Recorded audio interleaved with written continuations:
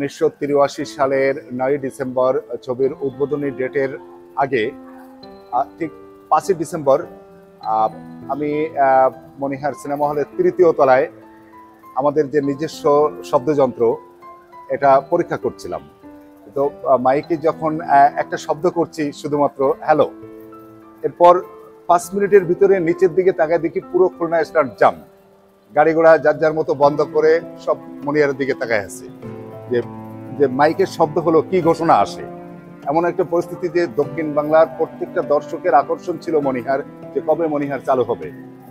মনিহার চালু হলো 9 ডিসেম্বর। আসলে এত বড় একটা প্রতিষ্ঠান চালু হলো, প্রত্যেকটা লোকের যে আগ্রহ, দলে দলে লোক বিভিন্ন ডিস্ট্রিক্ট থেকে এসে তখন মনিহারের সামনে অবস্থান নিচ্ছে টিকিটের জন্য, টিকিটের হাহাকার। এভাবে একটানা মনিহারে তখন ছবি যেটাই শুরু করা হতো প্রত্যেকটা শো হাউসফুল, এভাবে চলতে থাকে।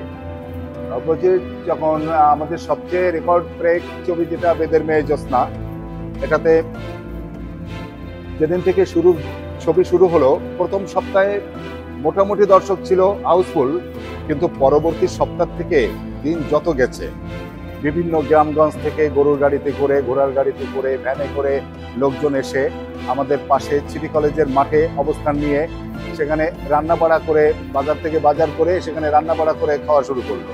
যে আজকে টিকিট পেলো না, রান্না বাড়া করে রাত্রে থাকতে হবে, আগামীকাল টিকিট পাবো এই আশায় অনেকে দেখা যায় 2 দিন 3 দিন অপেক্ষা করে টিকিট পাইছে, তারা ছবি দেখছে এবং ছবি দেখেই তারা এখান থেকে বেরোচ্ছে।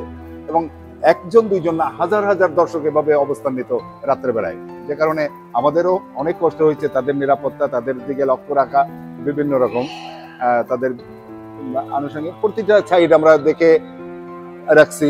এবং তারা যেহেতু আমাদের দর্শক, আমরা সবসময় চেষ্টা করি আমাদের দর্শকদের আগলে রাখার জন্যে, এবং তারা আমাদের সম্মানিত অতিথি যারাই মনিহারে আসে এখনো পর্যন্ত সেই ইয়েটা আমরা ধরে রাখছি যে প্রত্যেকটা দর্শকের সঙ্গে সুন্দর আচরণ, মনিহারের প্রত্যেকটা স্টাফ তাদের সঙ্গে তাদের যে আতিথেয়তা প্রয়োজন সেটা আমরা দেওয়ার চেষ্টা করি।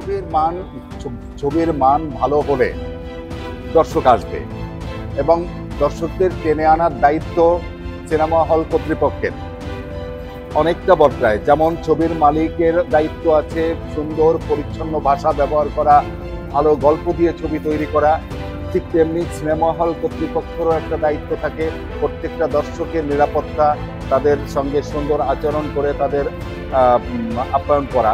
ঠিক এই জিনিসটা আমরা ধরে রাখছি, বিধায় আমরা কখনোই পিছনে ফিরতে হয়নি, আমরা সামনের দিকে এগিয়ে যাচ্ছি এবং আশা করি এভাবে চলতে থাকলে বাংলাদেশের চলচ্চিত্র যদি ভালো ছবি নির্মাণ হয় আমরা টিকে থাকবো আরো অনেক বছর। বরবাদ তো আসলে খুবই ভালো ছবি এবং দর্শকের চাহিদার তুঙ্গে ছিল। তার আগে ছিল প্রিয়তমা, তারপর আপনার তুফান।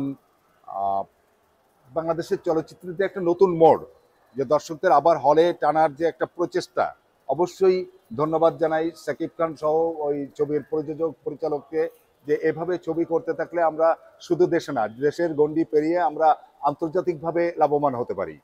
বিদেশের মাটিতে যখন আমাদের ছবি চলবে অবশ্যই একটা বেনিফিট আমাদের দেশে আসবে, সেটা আমাদের জন্য অবশ্যই একটা আনন্দের ব্যাপার।